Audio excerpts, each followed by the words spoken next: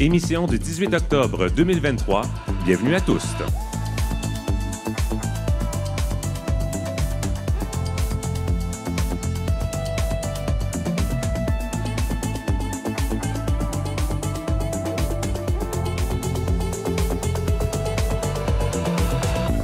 Kim Roy-Grenier au microphone. Aujourd'hui à l'émission, une grande contre-manifestation est organisée à Montréal samedi le 21 octobre en soutien aux jeunes trans. On en discute avec une militante de la communauté qui fait partie de la coalition organisatrice. Louvre Rose, bonsoir. Bonsoir. Quel pronom utilisez-vous? Elle et elle. Et qu'est-ce que ça veut dire pour vous faire partie de la communauté? Moi, je suis une personne trans, je suis une personne non-binaire, je suis une personne queer. La communauté, pour moi, c'est un ensemble de gens qui partagent une identité puis des expériences communes, puis qui vivent une oppression commune, mais c'est aussi des espaces sociaux, politiques, culturels. On est capable de se rassembler, de se retrouver, de se reconnaître les uns avec les autres. Puis la communauté, pour moi, c'est quelque chose d'assez diffus, qui est comme physique dans des endroits, mais qui est aussi le fait que je suis capable de croiser une autre personne queer dans la rue, qu'on se reconnaisse avec des codes, qu'on puisse se dire bonjour, se rallier, puis qu'on puisse manifester ensemble, s'organiser ensemble. Puis faire partie de la communauté, pour moi, ça implique aussi de s'impliquer politiquement. D'ailleurs, les personnes sur place ou qui nous regardent sur YouTube ont pu le constater que vous êtes costumés. C'est pas parce que c'est l'Halloween bientôt, qu'on a bien hâte à l'Halloween. C'est plutôt parce que vous avez des craintes par rapport à votre sécurité. C'est en raison de votre militantisme? Oui, en fait, moi, je fais partie du Pink Bloc, un collectif queer révolutionnaire qui s'organise à Montréal depuis 1 an et demi. On fait partie de la coalition qui organise cette contre-manif-là et plusieurs autres contre-manifs avant. On a été ciblé à plusieurs reprises, en fait, par la police. On s'est fait attaquer en manifestation par la police à vue. En fait, ils ont spoté nos bannières puis ils ont chargé le Pink Bloc. Mais aussi, dans la coalition qui organise les manifs anti-trans, il y a des militants de l'extrême droite radicale violents. À Sainte-Catherine, il y a des néo-nazis avec la tête rasée qui sont venus pour essayer de casser du gay. Ils se sont fait péter à la gueule, mais quand même, je veux dire, il y a certains enjeux de sécurité qui font que je suis pas tant à l'aise d'essayer de m'associer publiquement comme quelqu'un qui s'organise avec la communauté. Il suffit de voir, mettons, la quantité de menaces de mort que Céleste Trianon reçoit chaque jour pour comprendre un peu le niveau auquel on joue en ce moment. Et c'est pourquoi, dans le fond, nous avons accepté de préserver votre anonymat. Et on va aller faire un tour en Estrie aussi pour les 15 ans de l'organisme Divergent. Son coordonnateur, Cédric Champagne, est avec nous. Bonsoir, Cédric. Allô? Alors, quel pronom utilisez-vous? J'utilise les pronoms « il » accord masculin. Et qu'est-ce que ça veut dire pour vous faire partie de la communauté? Bien, pour moi, faire partie de la communauté, c'est en fait faire partie... Il y a plusieurs communautés, donc c'est sûr que je ne fais pas partie de toutes les communautés, mais toutes ces belles communautés se rassemblent autour d'identités similaires. Ça forme une grande famille là, dans laquelle on peut rapidement se sentir inclus et avec tout le monde là, connecté. Et qu'est-ce qui vous a attiré vers le milieu communautaire pour le travail? J'étais tanné de mes études universitaires, de pelleteux de nuages et de brassage d'idées. J'avais besoin d'un peu de travail concret. Donc, j'ai toujours voulu travailler dans le milieu associatif. Donc, quand je suis sorti de l'université, j'ai été vers les organismes communautaires. C'est ce qui m'a accueilli, puis j'ai trouvé mon compte. Je trouve vraiment cette belle flexibilité-là de travailler dans le communautaire et de se battre pour la justice sociale. Et puis, on va parler cinéma avec Parfaite Mouswanga. Bonsoir, Parfaite. Bonsoir. Alors, on va parler du nouveau film de Chloé Robichaud, Les Jours heureux. Ça fait quelques semaines que tu l'as vu déjà Oui. et tu avais hâte de nous en parler. Oui, hein? beaucoup. Il y a beaucoup de belles choses à dire. Oui. Parfait. Et moi, c'est Kim Roy-Grenier. Je suis journaliste homosexuel et non-binaire. J'utilise le pronom « il », sauf quand je suis maquillée, où je laisse le choix entre « il » et « elle ». Et nous sommes en direct du bar Le Normandie, dans le village, à Montréal. C'est parti pour tous.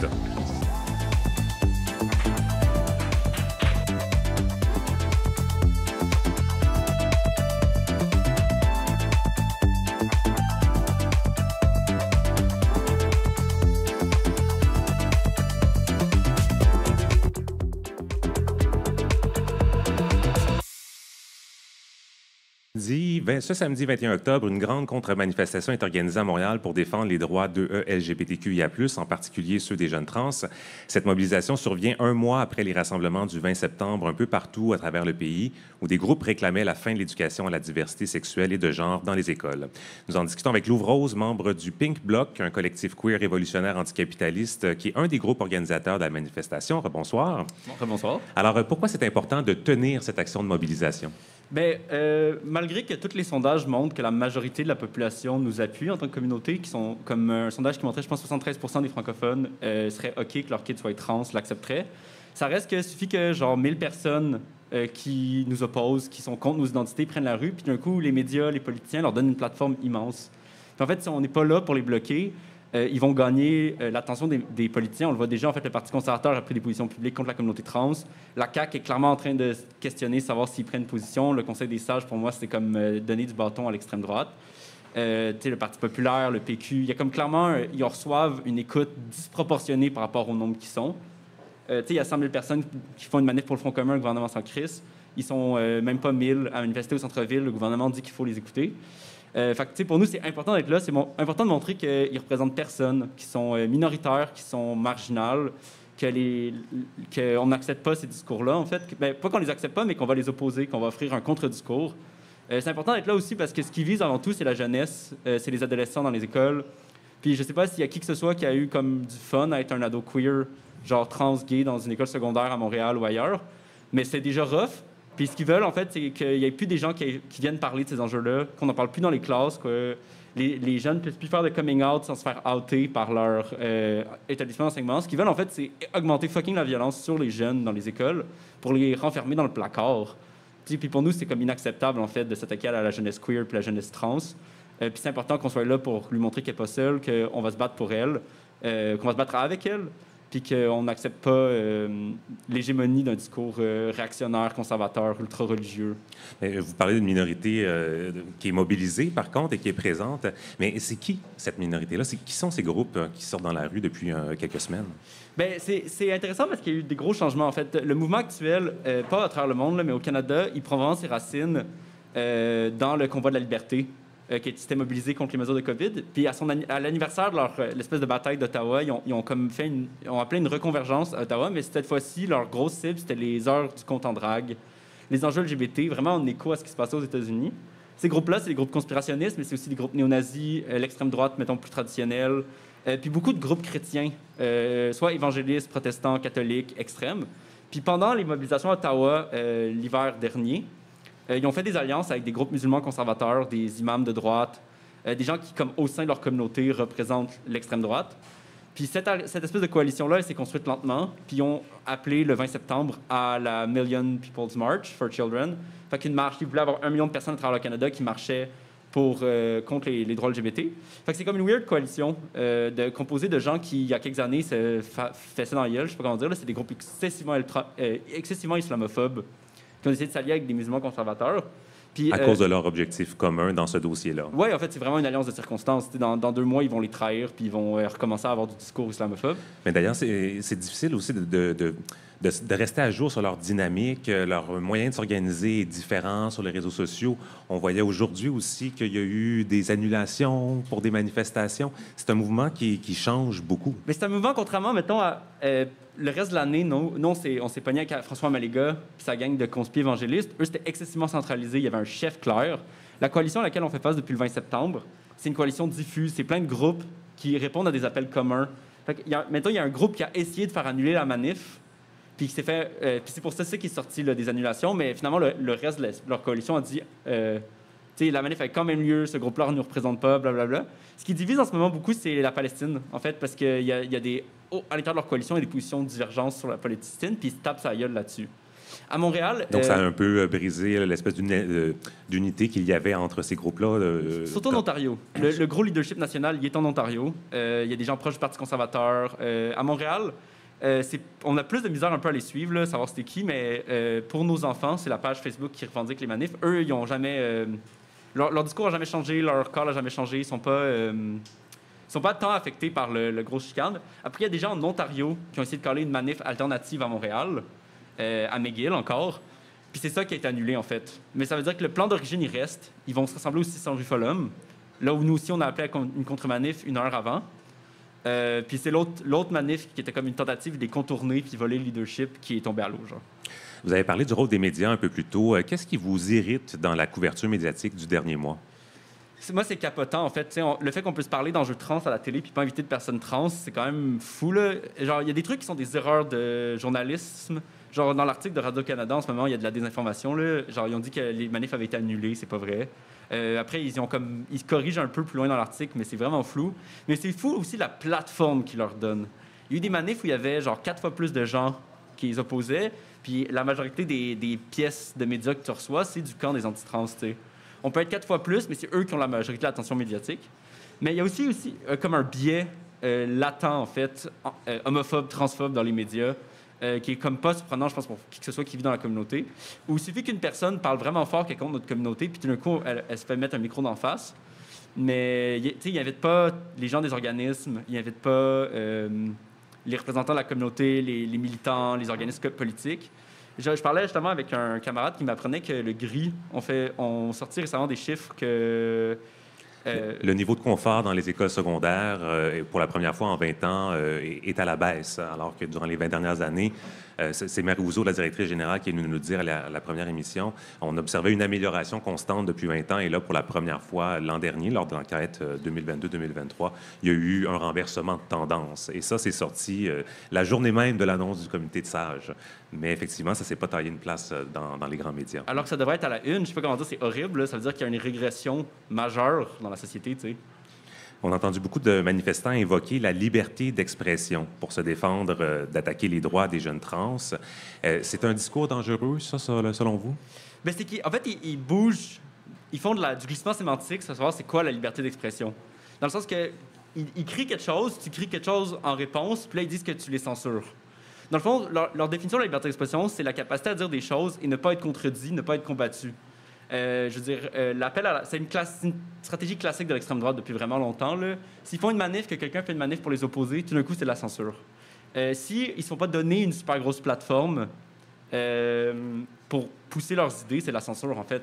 Ils peuvent être excessivement marginaux, mais dès qu'ils n'ont pas l'attention totale des médias, dès qu'ils n'ont pas une absence totale de position, ils crient à la censure, ils réclament leur liberté d'expression. Mais je veux dire, leur vision de la liberté d'expression, c'est une vision où les autres se taisent, où on leur donne toute l'attention, personne ne peut parler contre eux.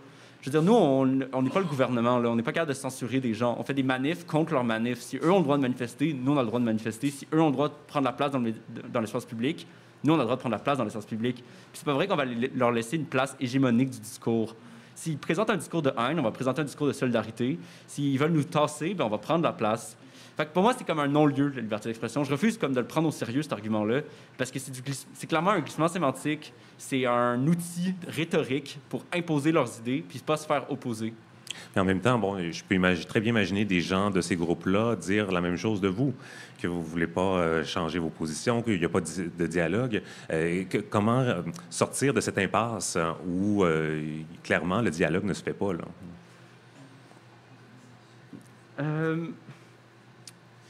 Historiquement, il y a une chose qu'on appelle l'apaisement dans l'histoire de la relation avec le fascisme. Puis l'apaisement, c'est la stratégie qu'avait adoptée la France et le Royaume-Uni, puis dans une moindre mesure les États-Unis, face à la montée du fascisme en Italie et en Allemagne. L'apaisement, c'est de croire, dans un contexte moderne, c'est de croire en fait que le fascisme, c'est quelque chose avec lequel tu peux dialoguer. Que si tu es gentil avec les fascistes, si tu es gentil avec l'extrême droite, ils vont similairement être gentils, en fait. C'est des gens raisonnables, avec des positions raisonnables, qui peuvent être débattus, avec qui tu peux faire des ententes. Presque un siècle d'histoire de lutte antifasciste nous montre que c'est de la bullshit. Ces gens-là, tu leur donnes un doigt et ils te prennent un bras. C'est un discours de haine, c'est un discours de pouvoir. Tu sais, puis je veux dire, on peut dire qu'on est pareil, mais je pense que eux, ils veulent faire du mal à nos communautés. Nous, on veut qu'ils laissent nos communautés tranquilles. Sensiblement, moi, j'en ai rien à foutre de ce qu'ils font de leur vie. Ils disent qu'il faut qu'on tolère leur mode de vie s'ils tolèrent le nôtre. Mais déjà, moi, c'est pas un mode de vie, c'est qui je suis. Mais deuxièmement, j'en ai rien à foutre, en fait, de qu'est-ce qu'ils font dans leur coin, genre... Je veux juste que les jeunes trans puis queer se fassent pas péter à gueule dans les corridors d'école, puis qu'ils puissent se sentir bien dans leur peau, qu'on puisse leur dire qu'ils sont normaux, qu'ils sont corrects, qu'ils ont le droit de vivre. Fait que, genre, pour moi, c'est l'extrême droite, les mouvements de haine, faut pas les traiter comme des gens raisonnables parce qu'ils fonctionnent pas dans une logique raisonnable. C'est des gens qui roulent sur la peur, la haine, la colère puis la quête du pouvoir. Fait que nous, on va les bloquer peu importe où ils sont, tu sais. On va se tenir entre eux et notre communauté. Parce que moi, c'est pas vrai que je laisse un retour à l'époque où genre c'était dangereux d'être gay dans la rue. Je veux pas retourner à l'époque où on n'avait pas d'accès aux soins de transition, où on pouvait se faire tuer dans la rue. Tu sais, c'est ça le monde qu'eux, ils rêvent de. Fait que je veux dire, après, s'ils veulent nous accuser de pas être à l'écoute, je veux dire, à l'écoute de quoi? D'un discours nous veut du mal. Puis derrière le vernis vraiment clean là, qu'ils présentent quand ils envoient leur porte-parole dans les médias, dans les manifs, là, les gens ils utilisaient des slurs. Là, ils traitaient le monde de pédophiles, de faggots, de trannies, de travelots. Genre, c'est quand même pas des gens qui sont là pour genre des belles idées. Encore une fois, il y a comme une incohérence entre ce qui peut être véhiculé dans les grands médias versus ce qui est observé sur le terrain en tant que contre-manifestant. Oui, puis il y a une augmentation aussi des violences dans la rue. Tous les chiffres le montrent. Là, les membres de notre communauté, que ce soit des personnes trans, non-binaires, lesbiennes, des hommes gays, whatever, il y a plus de gens qui se font battre qu'avant. Il y a plus de gens qui se font attaquer. Il y a plus de gens qui se font refuser dans les commerces. Puis tu sais, c'est fou aussi, parce qu'en dehors du côté anti-LGBT, c'est aussi des gens qui sont pour ce qu'on appelle les parental rights, qui n'est pas un concept légal qui existe dans aucune forme de charte de droit. Les droits parentaux, le droit des parents à... Puis j'utilise un terme anglais, c'est pas anecdotique, ça a été inventé aux États-Unis par l'extrême droite religieuse américaine à l'époque de Reagan pour donner un droit en fait à sortir les enfants des écoles pour pas qu'ils se fassent exposer à des idées progressistes. Mais ça n'existe pas le droit des parents. Parce que, en fait, si tu penses plus que 2 secondes, le droit des parents, c'est la fin du droit des enfants. C'est le droit des parents à posséder leurs enfants. Puis c'est fou, le 20 septembre, il y avait des affiches « I belong to my parents ». Puis dans une ville... Les enfants qui portaient ces affiches-là. Et des adultes. Et les adultes. I belong to my parents, j'appartiens à mes parents. Oui, j'appartiens à mes parents. Des affiches qui avaient été imprimées en masse. Là. Ils étaient toutes pareilles. Il y avait clairement du cash derrière ça. Mais tu sais, il y avait, je ne sais plus quelle ville en Ontario, où il y a un des porte-paroles qui disait dans un micro à une foule « My son, my choice. My son, my choice. Mon fils, mon choix. » C'est fou quand même là, quand tu passes 2 secondes. C'est genre, mon enfant m'appartient, je décide pour lui. Je veux dire, il n'y a pas le droit de vivre sa vie, il n'y a pas le droit d'être ouvert à qui il est. C'est moi qui décide c'est qui, c'est quoi sa vie. C'est fou. Le concept des droits des parents, c'est en fait l'annulation totale de l'autodétermination de la jeunesse, tu sais. La contre-manifestation de samedi est organisée par une coalition de groupes, des gens de plusieurs horizons, pas seulement des membres de la communauté trans. Il y a aussi un contingent féministe, par exemple. Cette intersectionnalité des luttes, elle est importante à ce moment-ci? Elle est majeure, en fait, parce qu'il n'y a pas une différence, en fait, là, entre la montée du racisme islamophobe qu'on avait vu en 2016, 2017, 2018, le recul sur les droits à l'avortement qu'on a observé aux États-Unis, puis la situation actuelle, c'est les mêmes groupes qui sont, mettons, dans les têtes pensantes de ces mouvements-là, qui font des réflexions stratégiques, qui vont chercher des gens pour faire des coalitions. C'est un projet global, réactionnaire, d'extrême droite. C'est un projet qui gagne du terrain, d'annulation des droits individuels, de suprématie blanche, de cis-hétéropatriarcat. Puis pour moi, c'est normal que les enjeux féministes et trans soient liés. Je veux dire, on combat le même ennemi au final, le cis-hétéropatriarcat. Nous, on va se battre pour le droit à l'avortement. Puis on est content de savoir que les féministes se battent pour notre droit à exister. T'sais. Puis pour moi, c'est tout relié. Puis il faut faire un front commun contre ces gens-là. Puis il faut aussi leur faire comprendre, parce que maintenant, il y a des groupes féministes qui se mobilisent contre les personnes trans, les fameuses TERF, Trans Exclusive Radical Feminists. Mais tu sais, ces gens-là, c'est fou parce qu'ils se battent contre leurs propres droits. Hein. En Angleterre, le Gender Critical Movement, le mouvement de critique du genre, qui est un mouvement de droite composé sur toute femme, ils se sont alliés avec des membres de l'extrême droite britannique qui sont contre le droit à l'avortement, qui sont contre le divorce, qui sont contre l'autonomie des femmes. Puis après, ils disent qu'ils font cette alliance-là par féminisme. Mais genre, il faut qu'ils comprennent là, que l'agenda qu'ils poussent, c'est un agenda qui leur nuit aussi. Qui nuit à tout le monde, en fait, sauf les personnes qui sont des hommes cis, riches, blancs, hétéros, en Occident, tu sais. Et vous espérez évidemment une grande participation samedi. On sait par exemple que la pandémie est venue couper un peu les élans, je ne vais pas dire de solidarité, mais d'action, de sortir dans les rues. On a été privés de ces moyens-là aussi d'action. Est-ce que en ce moment, vous sentez une communauté solidaire et mobilisée? Vraiment, tu sais, à Brûlant, c'est plus que 500 personnes qui se sont réunies pour un festival queer politique radical. La marche trans, c'était une des plus grosses manifestations de ce genre-là en vraiment longtemps. Il y a clairement un mouvement qui émerge, là, il y a quelque chose qui bouille dans la communauté. Je peux pas parler, tu sais, pour en dehors de la communauté LGBTQ+, queer, whatever, mais genre, nous, il y a quelque chose qui bouille, là, on le sent. Il y a tellement de jeunes qui nous écrivent au Pink Block parce qu'ils veulent s'impliquer, parce qu'ils veulent participer à aider la communauté. Puis je pense que la COVID, ça a genre vraiment détruit les mouvements sociaux. Mais je pense que ça nous a donné la chance, en fait, de réfléchir. Puis maintenant, tu sais, le Pink Block, c'est né post-pandémie. Il y a plein d'autres groupes qui ont fait pareil. Je pense qu'on reconstruit les mouvements sociaux sur des nouvelles bases qui vont être fortes, qui vont créer des nouvelles traditions politiques, des nouvelles communautés. C'est sûr que ça prend un moment à remettre les choses en marche. Mais si les gens embarquent, il y a moyen de partir de cette position-là. On est sous attaque pour aller à l'offensive, gagner des nouveaux gains, augmenter nos droits, puis construire comme les mondes qu'on souhaite voir. Renaissance du Pink Bloc, effectivement, post-pandémie. Donc, manifestation samedi, 10 h. Vous avez dit c'est au 600 rue Follum? 600 rue Follum, oui. Donc, contre-manifestation, donc samedi qui s'en vient. Louvre Rose du collectif Pink Bloc, merci d'avoir été avec nous. Merci beaucoup.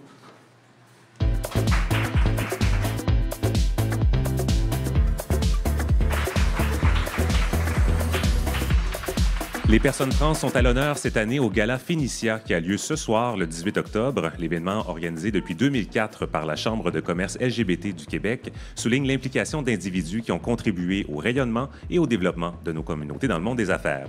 Le Phénicia Influence est remis à Chris Bergeron, vice-présidente stratégie et créativité inclusive chez Cossette. Elle a commencé sa carrière comme journaliste, notamment au Voir, avant de faire le saut en publicité. Le prix visionnaire est décerné à Béatrice Robichaud, cofondatrice de Panthera Dental, et depuis quelques années, elle est également conférencière sur la réalité de la transidentité dans le milieu des affaires. Le prix Inspiration est décerné à Catherine Douchak, vice-présidente directrice des services bancaires régionaux chez RBC. Et finalement, la femme d'affaires Janie Grenier reçoit le Phénicia Précurseur, elle qui est présidente de la compagnie familiale Société financière Grenco. Il s'agit du premier gala Phénicia présenté depuis la pandémie.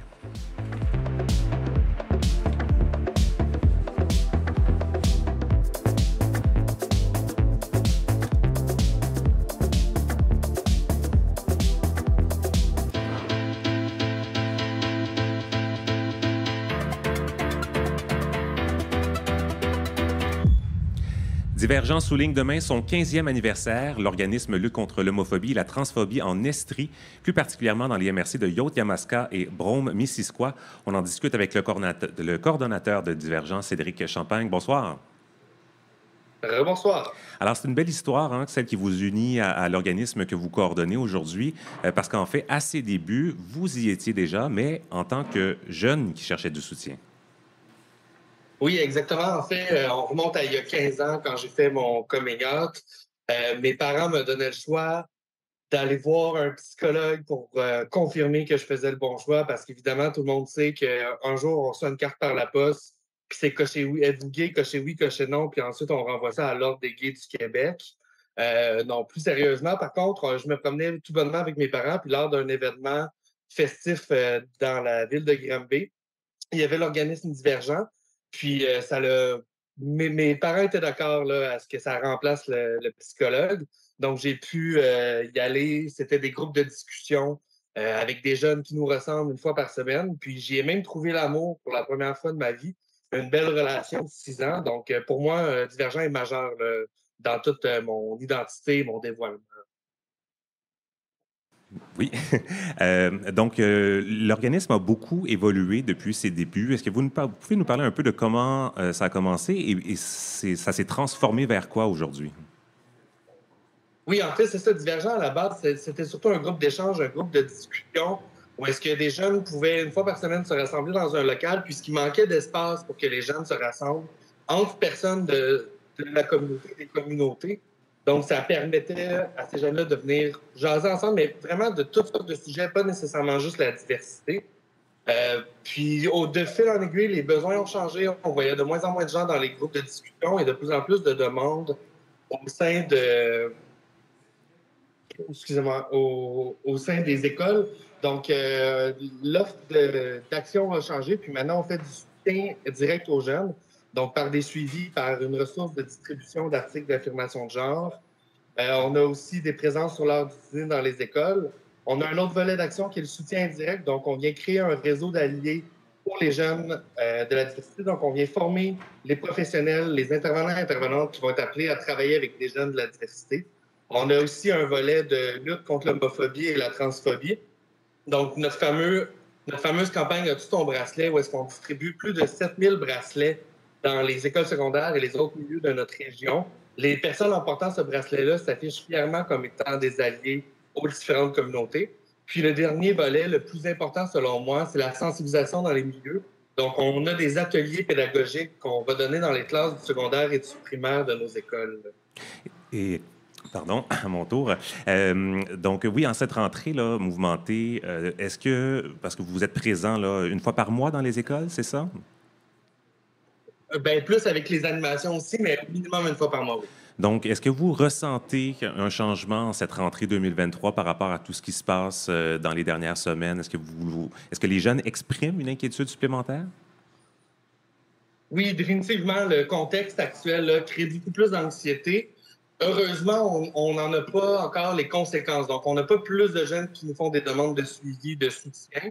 Par contre, c'est nommé là, dans les groupes de discussion qu'on fait avec eux ou dans les classes, où est-ce que les jeunes de la diversité se sentent de plus en plus attaqués et de plus en plus anxieux, anxieuses avec comment la situation évolue. Par contre, cette montée des violences-là n'est pas récente. Depuis 2021-2022, tout juste après le début de la post-pandémie, entre guillemets, telle pandémie est finie. Donc, on voyait déjà une augmentation des violences.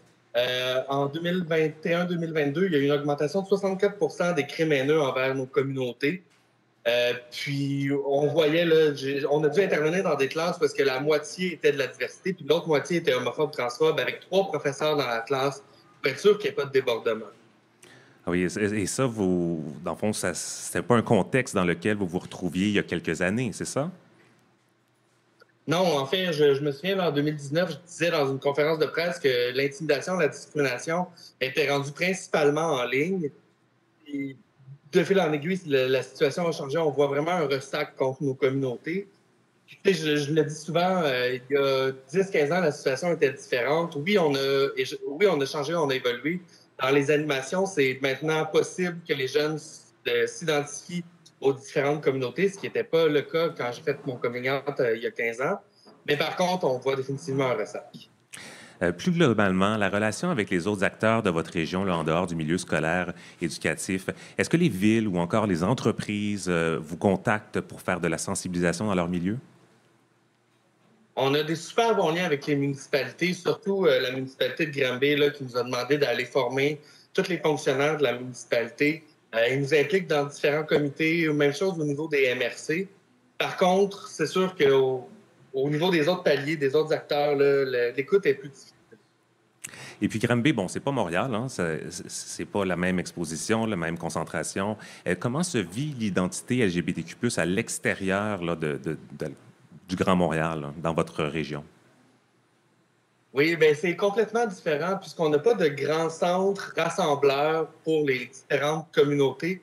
Donc, oui, ça apporte plus de solidarité. C'est sûr et certain qu'on ne peut pas se cantonner dans différents blocs d'identité et avoir des petits organismes pour toutes ces identités-là. On n'a pas vraiment le choix d'être généraliste. Par contre, c'est sûr qu'il y a une plus grande crainte des différentes populations envers les communautés de la diversité, puisqu'ils sont moins exposés. Tu sais, définitivement, quand tu n'as jamais vu de personnes lesbiennes de ta vie, ben, tu ne sais pas c'est quoi, puis il y a un petit peu d'appréhension, il y a un petit peu de crainte.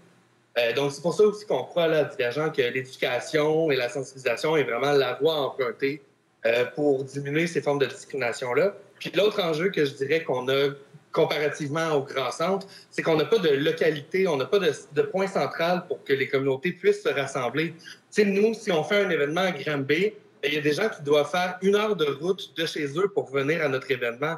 Donc, il faut être partout, mais nulle part, parce que si on a un point fixe, on rejoint juste une partie de la population. Donc, il faudrait être partout, mais c'est pas possible d'avoir 30 bureaux dans les 30 municipalités qu'on dessert. Donc, c'est vraiment un enjeu là, au niveau de la centralité, donc ce qui force un petit peu l'exode de nos communautés de la diversité. Cédric, on va faire quelque chose d'inhabituel à l'émission. On va juste faire une petite pause dans l'entrevue parce que malheureusement, on atteint la limite de notre connexion. Parce qu'on a pris un peu de retard au début. Fait que les gens dans le balado ne nous entendront pas. Mais ici, on va prendre une petite pause. Je vais juste mettre fin à la rencontre sur Zoom, puis je recrée une rencontre pour qu'on puisse se reparler. C'est bon? Génial, merci. Merci, Cédric. Dans la salle, vous pouvez jaser. Il n'y a pas de problème. Contrainte technique.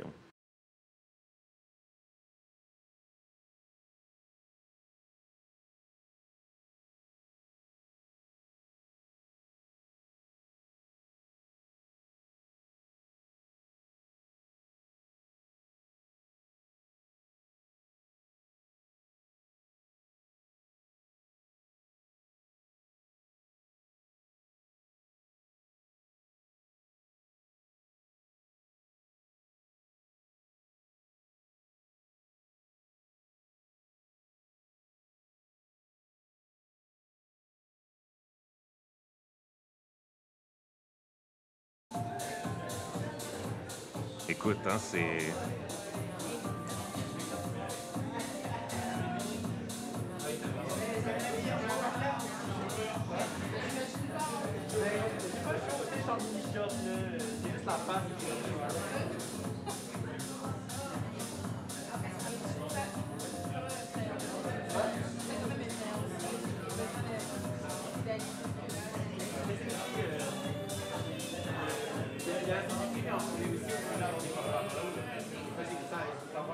Cédric, semble-t-il que nous vous avons retrouvé. Est-ce bien le cas?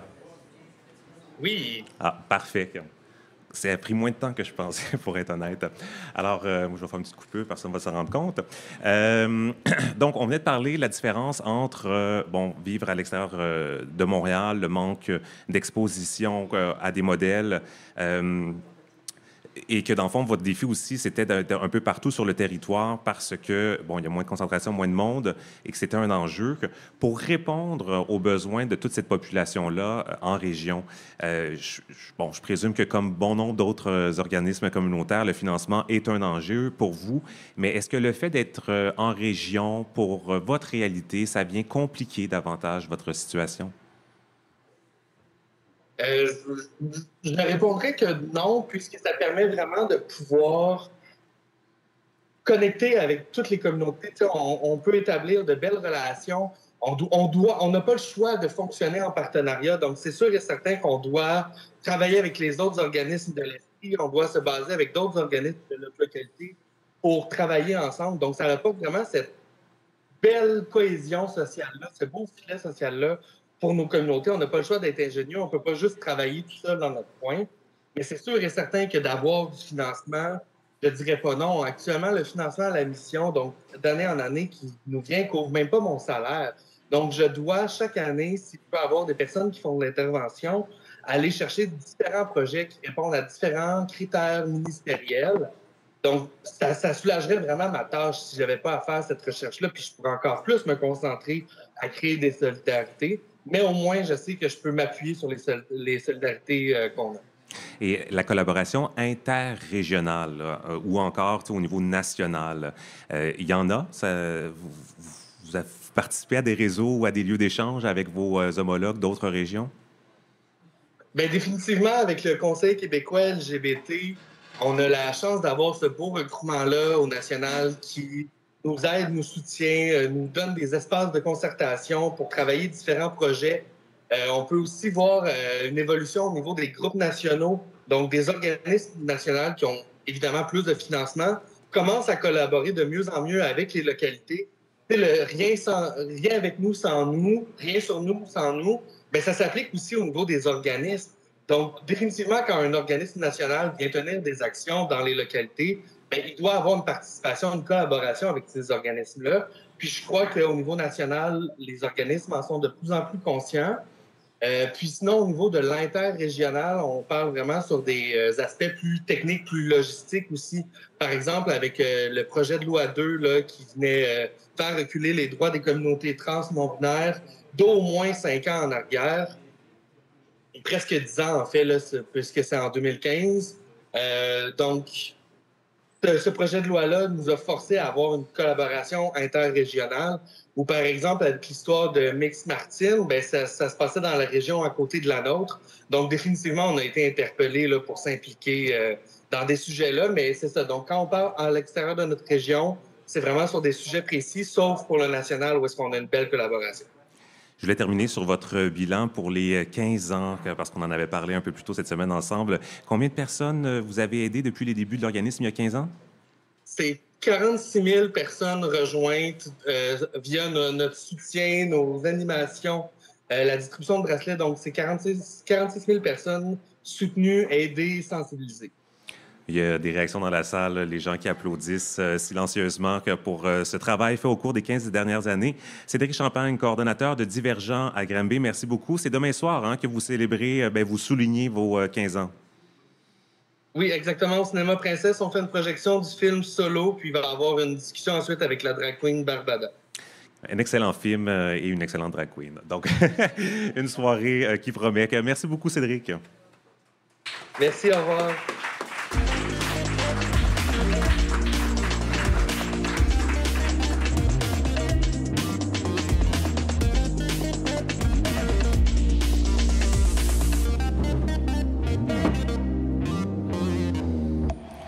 Le nouveau film de Chloé Robichaud, Les Jours heureux, sort en salle ce vendredi, le 20 octobre. Il met en vedette Sophie Desmarais, Sylvain Marcel et Nour Belkhiria. J'ai eu la chance de le voir, tout comme notre collaboratrice au cinéma parfaite, Mouswanga. Bonsoir. Rebonsoir. Oui, on fait partie des chanceux qui ont pu déjà avoir... avoir vu le film, oui. Même en plus, ça fait quelques semaines que tu l'as vu. Oui, ça on fait un s'en moment. était parlé à la dernière émission brièvement. T'avais hâte, là. Tu l'as beaucoup aimé. Oui, c'est un film qui m'a beaucoup touchée. Puis déjà, découvrir le 3e long-métrage de Chloé Robichaud après Sarah préfère la course et Pays.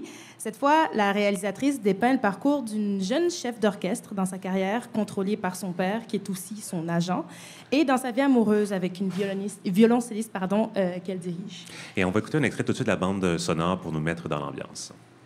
On va reprendre à la mesure 25.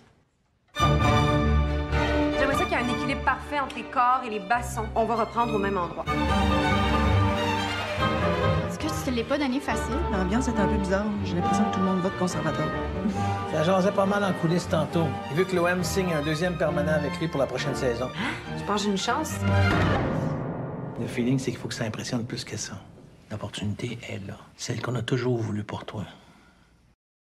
Donc, on l'entend dans l'extrait, hein, la vie d'Emma, elle est loin d'être un long fleuve tranquille. Oh, loin de là. Donc, on suit Emma, qui est une chef d'orchestre brillante, mais qui a du mal à se connecter à ses émotions, alors qu'elle doit tout donner pour décrocher un poste prestigieux.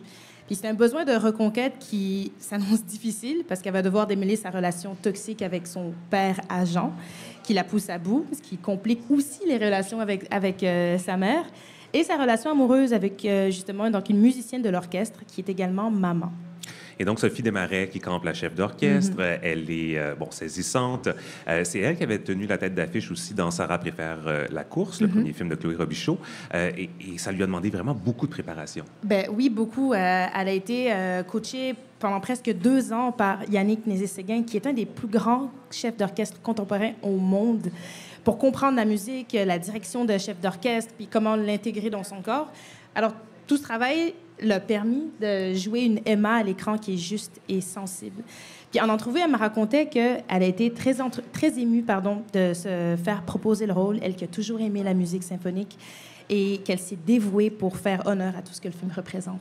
Et le film présente la vie d'Emma qui est lesbienne, donc qui fait partie de la communauté. Et Sophie Desmarais a dit s'être inspirée, en fait, de Yannick Nézet-Séguin, qui fait aussi partie de la communauté. Ben oui, justement, il s'affiche ouvertement homosexuelle, tout comme le personnage de Emma qu'elle incarne. Puis elle m'a confié que, étonnamment, même si elle a toujours baigné dans une culture queer, ça l'a quand même stressée. Tu sais, une chef d'orchestre lesbienne, c'est quelque chose qui est loin d'elle. Mais déjà, une chef d'orchestre femme, il n'y en a pas beaucoup. C'est ça. Puis non, c'est ça. Puis elle a quand même senti toute la confiance de Chloé Robichaud pour qu'elle se sente à l'aise de représenter un personnage comme ça à l'écran, puis que ce soit le plus authentique possible, surtout dans sa relation avec le personnage de Naël, qui est joué par Nour Belkhiria. Chloé Robichaud, on l'a entendu dans la bande-annonce, hein, elle nous fait découvrir le monde de la musique classique, les coulisses. La musique, elle est extraordinaire, vraiment. Et elle le fait avec une sensibilité qu'on lui connaît bien. Hein, avec, oui. Puis là aussi, elle a collaboré avec Yannick Nézet-Séguin, notamment pour peaufiner tous les détails dans les dialogues entre la protagoniste et les musiciens. Par exemple, c'est un travail qui est vraiment perceptible. Les scènes où Emma dirige son orchestre sont ultra réalistes puis authentiques.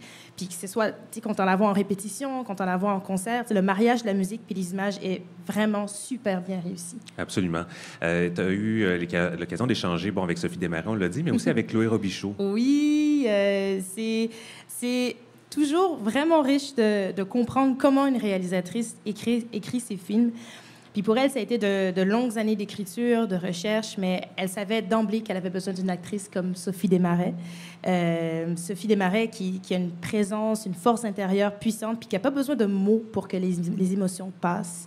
Puis c'est super important dans le film parce que la chef d'orchestre, elle est sur son podium, puis c'est par son corps et ses émotions, par son regard aussi qu'elle communique. Puis elle a voulu montrer que la musique classique, c'est c'est pas vrai que ça appartient juste à une autre époque, puis c'est quelque chose de trop élitiste. C'est pour tout le monde, ça nous connecte à nos émotions, puis ça devrait être accessible. Et cette connexion-là entre les gens, le public, la musique, Chloé Robichaud a voulu la montrer entre cette connexion que les comédiens, que les personnages du film ressentent. Oui, c'est le film où elle a laissé le plus d'espace à ses acteurs. Ça m'expliquait que, contrairement à ses autres films où elle arrivait avec un cadre comme déjà défini, avec ses plans découpés, cette fois, elle laissait vivre la scène entre ses comédiens, puis qu'elle plaçait ses caméras en fonction d'eux. Puis, elle disait qu'elle considère que c'est une belle réussite le fait que Sophie Desmarais, par exemple, lui dise en voyant le film, « J'avais comme oublié que la caméra était placée là. » Puis, c'était super important pour elle que ces comédiennes, Nour Belkiria et Sophie Desmarais, qui ont une relation à l'écran, puissent développer une complicité qui sont propres à elles, hors tournage, puis qu'elles aient un cadre pour qu'elles puissent poser toutes leurs questions, même maladroites, qu'elles puissent se parler en toute franchise. T'sais, elle leur a dit, on ne peut pas bien jouer une lesbienne. À un moment donné, tout le monde peut être lesbienne. Il n'y a pas une façon de jouer une lesbienne, ça ne fonctionne pas comme ça. Justement, cette représentation de personnages de la communauté, on en a parlé dans tes chroniques précédentes, que ce soit, bon, idéalement, pas des gens qui sont torturés par leur identité sexuelle ou de genre.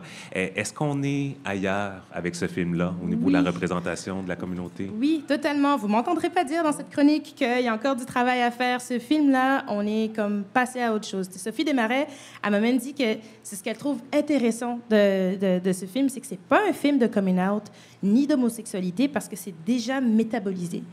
Puis, et puis Chloé, pareil, Chloé Robichaud, pareil, elle dit ça fait du bien. On arrive en 2023, puis c'est correct de voir un personnage qui est juste gay, puis c'est pas ça l'enjeu. Sophie Desmarais, elle voit le film comme une ode à l'émancipation, puis en ça devient un film avec des dimensions universelles qui dépassent même l'étiquette LGBTQ+. Puis, quand j'en ai parlé à Chloé Robichaud, elle aussi, elle m'a dit que c'est ça, qu'on est rendu là. Elle dit qu'elle-même, c'est une femme lesbienne avec 2 enfants dans une famille homoparentale, mais elle parle pas de ça à tous les jours. T'sais, pour elle, c'est sa vie, c'est sa réalité, au même titre qu'un autre. Puis c'est juste comme ça que ça devrait être. Ça a des impacts positifs, cette représentation-là. Elle-même vous en a parlé. Oui. Elle est contente quand des gens qui ne sont pas nécessairement des alliés vont voir le film pour une autre raison, par exemple parce qu'ils aiment la musique classique, puis qui lui disent qu'ils ne pensaient pas être touchés par l'histoire de 2 femmes, qui ne pensaient pas vivre les mêmes questionnements, puis que ça les a pris par surprise. Elle m'a dit, si on se parle juste entre nous, c'est super, mais on la connaît, notre réalité. Elle a envie d'aller parler à ceux qui comprennent moins puis qui ont besoin de voir d'autres modèles à l'écran. Puis, je rajouterais, elle n'a pas de problème, par contre, à ce qu'on mette une étiquette queer. On n'a pas à cacher le fait que ça reste un personnage lesbien à l'écran. Au contraire, ça reste important pour elle de défendre la représentation des communautés LGBTQ. Donc, Les Jours heureux de Chloé Robichaud, ça prend affiche le 20 octobre, vendredi. Parfait, nous, on se revoit à la mi-novembre. Oui. Ce sera, entre autres, le début des des rencontres internationales du documentaire de Montréal. On aura peut-être l'occasion d'en parler. D'ici là, je rappelle qu'il y a aussi le festival Cinémania qui commence le 1er novembre. Et je suis allé voir un petit peu la programmation. Il y a des œuvres là, de gens de la communauté. Là. Donc, il y a de quoi vous mettre sous les yeux dans le prochain mois. Parfait, Mouswanga, merci. Merci beaucoup.